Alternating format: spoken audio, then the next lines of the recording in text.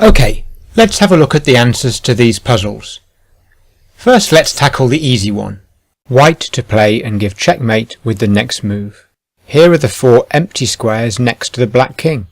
Do we have to check any other squares? Well, we need to check squares with white pieces on, because the black king might be able to take them. So let's have a look at all of these squares. The white king covers 2 squares, the knight defends the pawn, and the pawn attacks the square diagonally ahead of it, leaving h7 as the only safe square. So we need to attack along this diagonal. The problem is, the black pawn can block check, so this bishop check doesn't work. Well, if you think the bishop check doesn't work, then you've missed something. Take a closer look.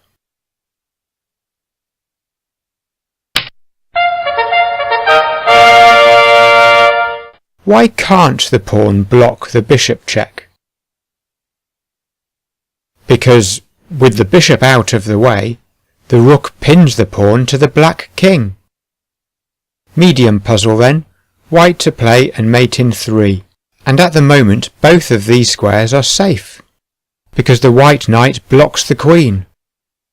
But what you should notice is that white has pieces in good positions, ready to attack the black king, but black's pieces are in bad positions on the other side of the board, and that is why black is about to lose this game. White would like to move the queen here onto the g-file, so that it can give checkmate. But black would move the pawn forward, to slow things down a bit. How can white stop this from happening? We could try to get the g-pawn to move with this knight check. Black could get out of check by taking the knight, but black doesn't have to. But now white can win with the next move. Can you spot it?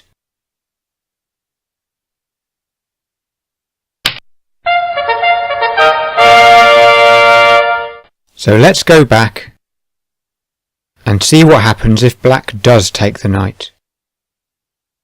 Well, do you remember the first plan we came up with? Black has to move the king onto the h-file, and it doesn't matter which square black chooses. White's checkmate move is the same. Yet again, a defended queen next to the enemy king is the killer move.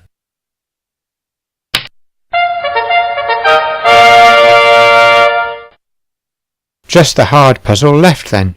Another mate in 3 for white, and with the black king more in the open, this will be harder. The white knight attacks f7, and the white queen attacks g6, but there are 3 safe squares in 3 different directions. Okay, let's look at white's 3 most attacking pieces. Which square are they all attacking? They are all attacking f5. This looks like black's weak point, so think in your head what will happen on f5. Okay, let's take a look. Of course, black doesn't have to take the rook. Black's king could escape to e7, and we'll look at that later. But first, let's see what happens if black does take the rook. White still has 2 attackers. Black only has the king. The white queen is defended, so where can the black king go? e7 is the only safe square. So how does white finish the game now? Well, it's that same idea again. A defended queen next to the enemy king.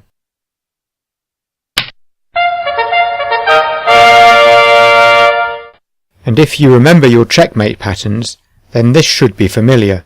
With black pieces blocking the squares, the white queen doesn't attack. Anyway, I promised to show you what happened if black didn't take the rook, so let's go back.